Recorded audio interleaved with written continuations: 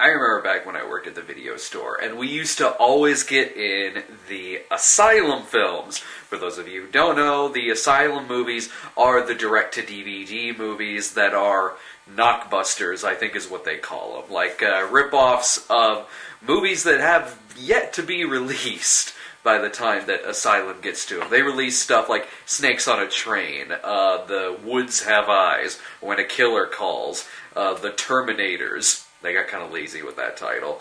I Am Omega. Transmorphers. I could go on and on and on.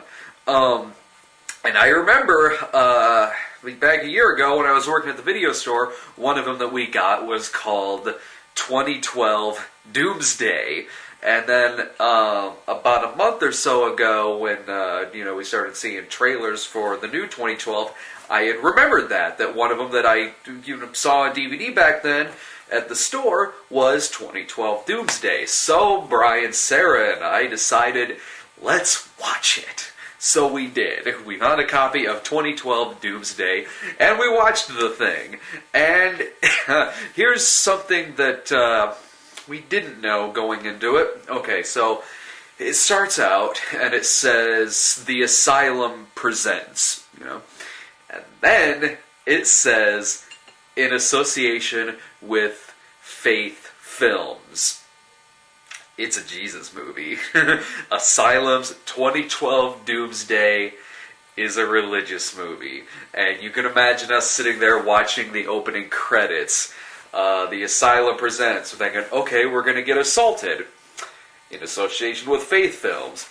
It's going to be by a crucifix.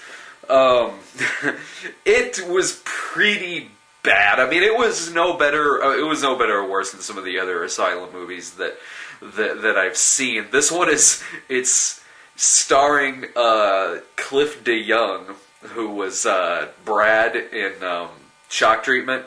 Been in a bunch of stuff. Character actor, been around for a while, and he's the star of this movie, looking as drunk as Harrison Ford did in the Star Wars Holiday Special. I mean, even drunker than that, honestly. It looks like every line of dialogue just is putting him in so much pain.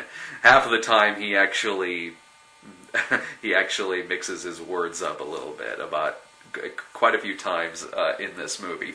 But anyway, as for it being 2012, in this movie, according to this movie, the Mayans were very devout Christians. The devout Christian Mayans, and the end of the world and everything, that's causing the 2012 catastrophe is all started when they go into a Mayan temple and find a crucifix, and they remove the crucifix, and that's what starts causing the world to end. And Cliff DeYoung is one of the scientist guys, I think, who is trying to stop it all from continuing. That's the weird thing about this movie. Throughout a lot of it, earthquakes are happening, and there's hail and shit, fucking big solid fucking hail taking people out. But it keeps on popping up this little text under that says 36 hours to Doomsday, 12 hours to Doomsday, 8 hours to Doomsday. While all this stuff is going on, it's I think Doomsday is happening right now. And Amy Dolenz is in the movie, and she's with her mother in it, and her mother devout Christian, and is trying to get Amy Dolenz to repent and all this. Amy Dolenz doesn't want to, and there's some other characters who find a pregnant Middle Eastern woman, and she's carrying Jesus, I guess.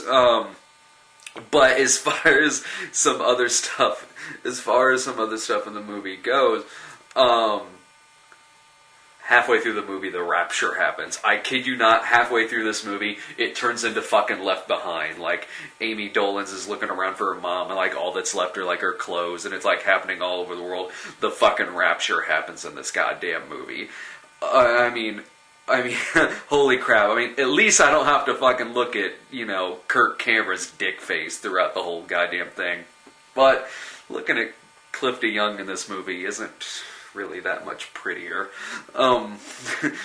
Regardless of that, this movie, it was funny. It was very funny watching 2012 Doomsday.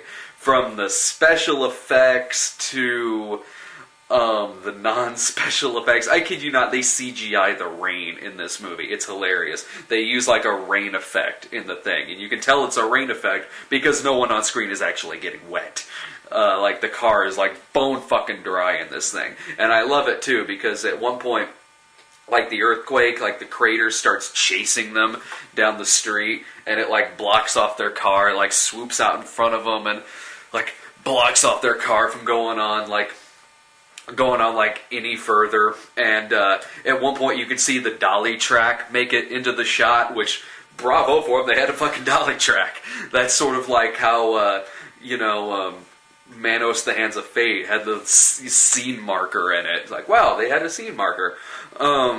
This movie, like, the camera, like, zooms out, and as it zooms out, you see, like, the little track, like, on the bottom of the screen. They don't even try to cover it up.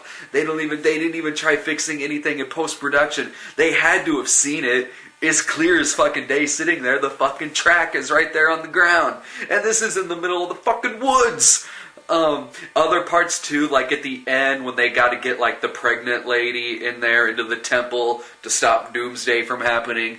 They get her in there, and you see like the back of someone's head like pop up on the side of the screen. Someone who isn't in the scene whatsoever. It's just a stagehand who made it into the shot. I mean, stuff like that's really funny. And it's also hilarious too how like the devout or the really religious Christians talk to each other in the movie. They talk in like that weird movie Christian speak or religious speak. You know what I mean? Like Cliff DeYoung gets a ride on an airplane from a guy who's very religious. And the guy says to him, like, keep searching what you're looking for you shall eventually find your destiny. Really deep shit like that is like that's how you know a character is religious in the movie. If they talk like that. And then like seconds later in the movie is when the rapture happens and the pilot is gone. It's like and Cliff DeYoung is left. Like, why is Cliff DeYoung left? Seemed like a nice guy. So like it was like if you have a group of friends, like we all had, and you're watching this, it's about like any other Asylum movie, but with a Jesus twist. Is to compare it to the new 2012. You kind of have to ask yourself, which would you rather watch, that or that? Without a doubt, 2012 is a far fucking worse movie than Roland Emmerich's 2012. I mean, Roland Emmerich's 2012 is just really long and it's got shitty special effects. The 2012 Doomsday is a much worse movie. You gotta ask sometimes you have to ask yourself which one you'd rather sit through. The one that's worse, but shorter, or the one that's not as bad and is kind of mediocre, but is really long. I guess it all depends on what my plans are for the day, or what kind of mood I'm in. I don't know. I mean, I would probably rather watch 2012 Doomsday just because it's shorter. But let's say they're both like the same exact goddamn length. I mean, yes, of course, Roland Emmerich's movie is better than the Asylum movie. But the Asylum movie was probably a lot more fun. And check this out. There's another 2012 that Asylum has released. 2012 Supernova. I'll have to watch that one and get back to you on it.